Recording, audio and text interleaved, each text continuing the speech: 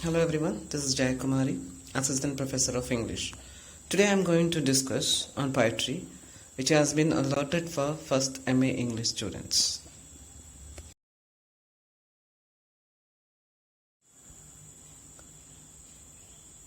Today I am going to discuss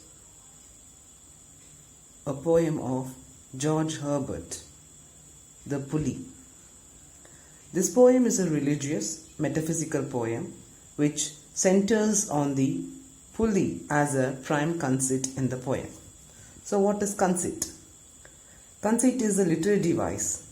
It is used as an extended metaphor that compares two very dissimilar things.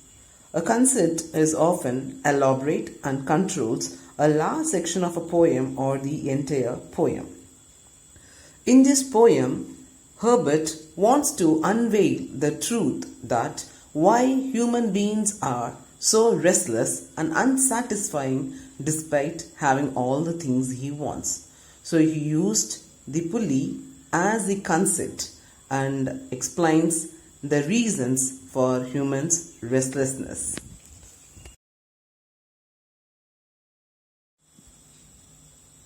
Before starting the poem, I would like to give you a small introduction on the poet.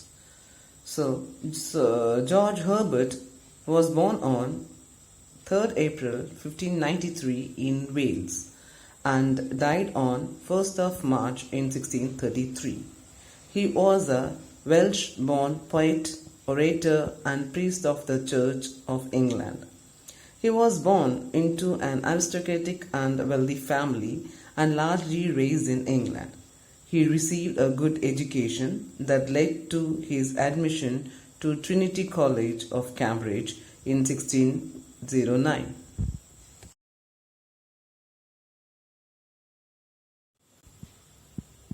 Herbert entered into the college with the intention of becoming a priest, but he became the university's public orator and attracted the attention of King James I.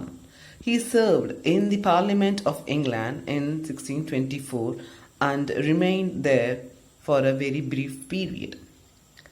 During his college days, he started to write poetry in English, Latin, and Greek.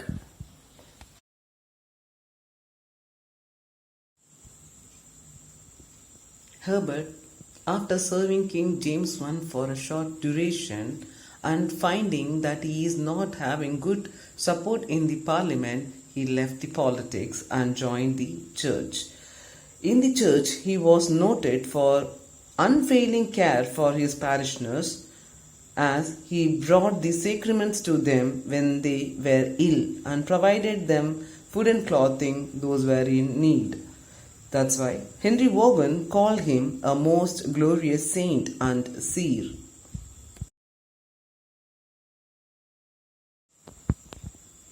As Herbert started writing poetry during his college days, he continued even after joining the church. His poetry is associated with the writings of the metaphysical poets, and he is recognized as one of the foremost British devotional lyricists.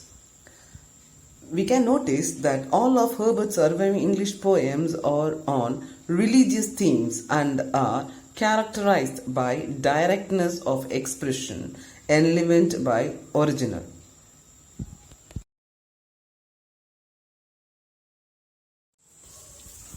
So now we will start the poem.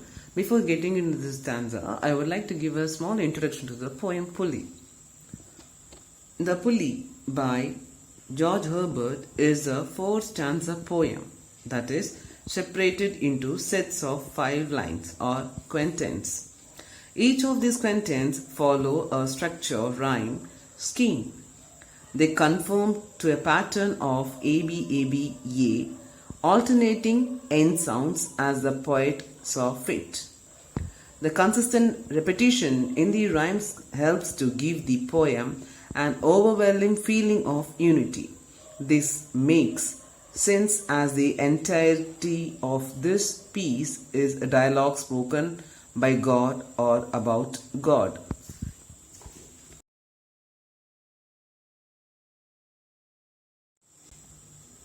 Now I will explain the poem line wise. The poem starts like this. When God at first made man, having a glass of blessings standing by, let us, said he, pour on him all we can. Let the world's riches, which dispersed lie, contract into a span. So in these lines, Herbert wants to say that when God first made man, having a glass of blessings standing by, which means when God created the first man on this earth, on this planet, he was having a glass bowl in his hand which was filled with blessings of all kinds. So what the God did, the God, as soon as he made the man or created the man, he gave all the blessings to man. That's why he said, let us, said he, pour on him all we can. So it means God was ready to pour all the blessings a man needs in the earth to survive. Let the world's riches which dispersed lie contract into a span. So according to God, God wanted the man to be the most richest in the means he should have all kind of blessings with him so that he can live his life happily, satisfactorily and fulfill all his personal needs. He don't want to keep the man lack of any kind of blessings. He wanted to pour everything on man so that he can lead his life happily, use his strength to survive happily on this earth.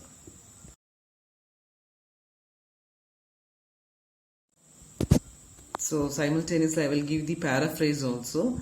In the first stanza of this piece, the speaker begins by describing the creation of humankind. Herbert speaker is seeking to tell the Christian story of creation with a few added details. The speaker is able to describe what God was thinking and feeling when he desired to make humanity. God saw what he had made and decided to pour a glass of blessings on humankind. So what I explained in the previous slide is it was given. So according to Herbert, when God created the mankind, he blessed the mankind with all the blessings he possessed with him.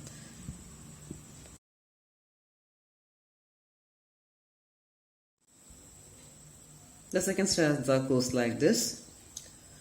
So strength first made a way, then beauty flowed, then wisdom, honor and pleasure. When almost all was out, God made a stay, perceiving that alone of all his treasure rest in the bottom lay. So according to this stanza, Herbert wants to say that when God created the man, first he gave strength to the man, which is very necessary to survive. So God blessed the man first with strength. Following the strength, he blessed the man with beauty, then wisdom, then honor, then pleasure. So one after the another, he blessed the man created by him with all these blessings. Then, when almost all was out, God made a stay.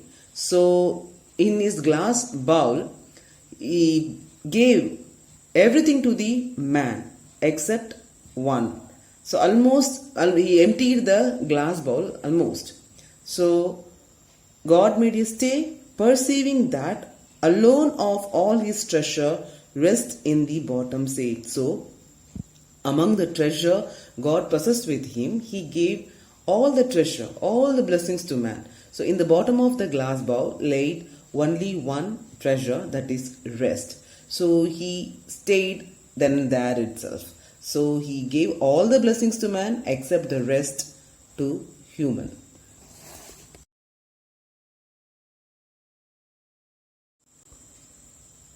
So small paraphrase I have given for the second stanza. It goes like this. The first of the blessings in Puli that came to humanity was strength. It made a way. Next came beauty. It was soon followed by wisdom, honor, and lastly pleasure. These are all incredibly important parts of the human experience. There is one more element, though, that in this retelling of creation, Herbert's speaker chose not to include. That was rest. So, as I told you already, God gifted the man with everything except the rest. He kept the rest with him for a purpose, which I will explain in the next coming stanzas.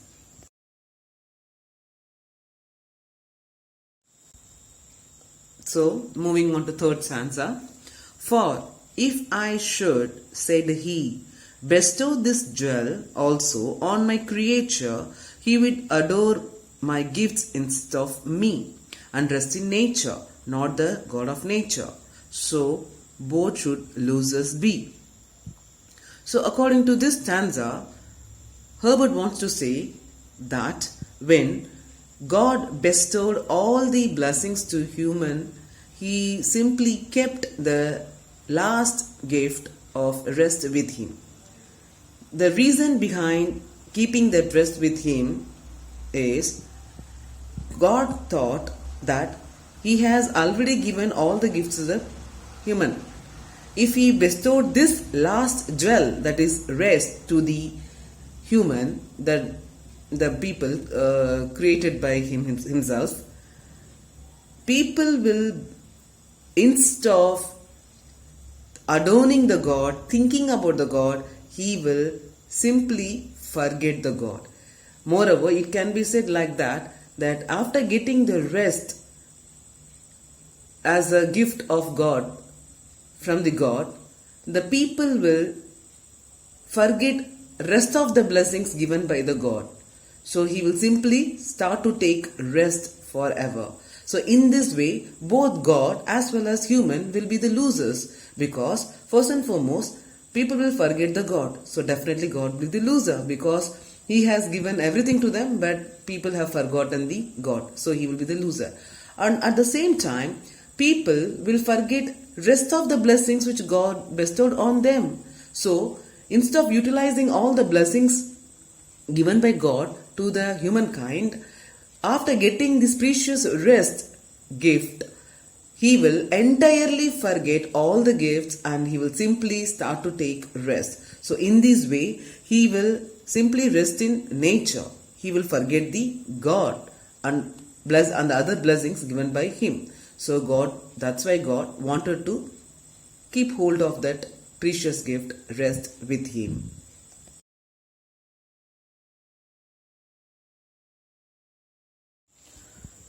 Again, giving a small summary for this last stanza.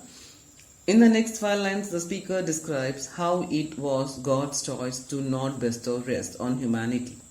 He knew that if he did so, then he would adore my gifts instead of me.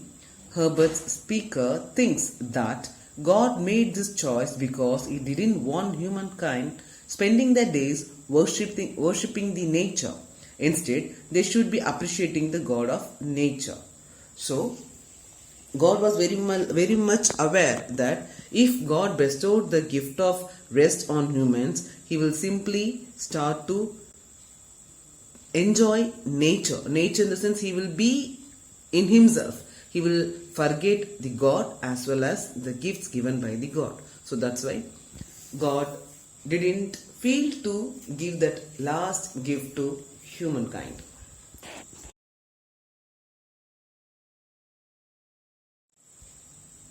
So finally we have reached the last stanza. This stanza goes like this. Yet let him keep the rest, but keep them with ripening restlessness. Let him be rich and weary, that at least, if goodness lead him not, yet weariness may toss him to my breast. So according to these lines, Herbert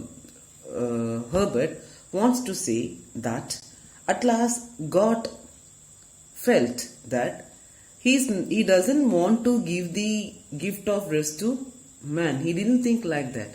He wanted to give the last gift rest to man, but at a right time. Because if God bestowed everything to him, definitely man won't come back or think of God never again.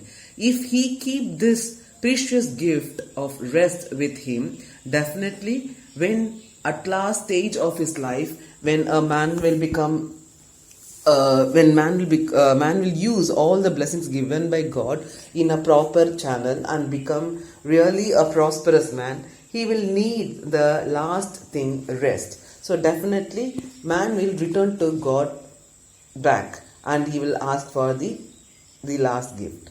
Otherwise, if God bestowed this gift right now itself, he will forget the God. So God wanted that man should come to him. Man should think about him, think about the creator of him. So that's why he kept hold of that precious gift with him, but he was ready to give them only at the condition when the man will succeed in his life with the blessings given by God to him. He should feel that if he come to God to ask for the last gift, God will give him only on the condition that he has really made utilize of all the blessings he was bestowed by God. So this is the explanation of this last stanza.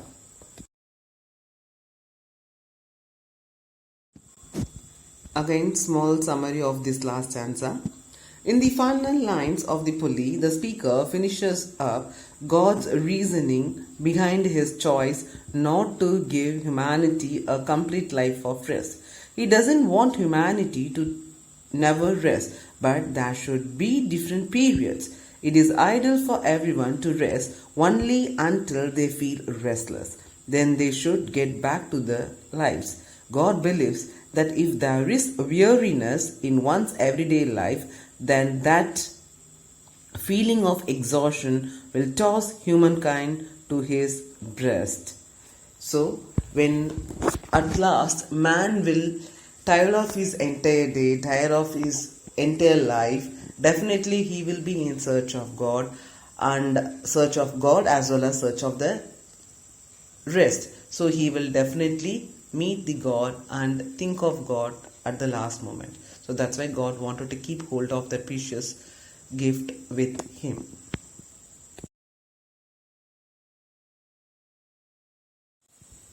Before concluding the poem, I would like to give a small explanation for the title Pulley. The title of the poem Pulley is a conceit that carries the theme of the poem.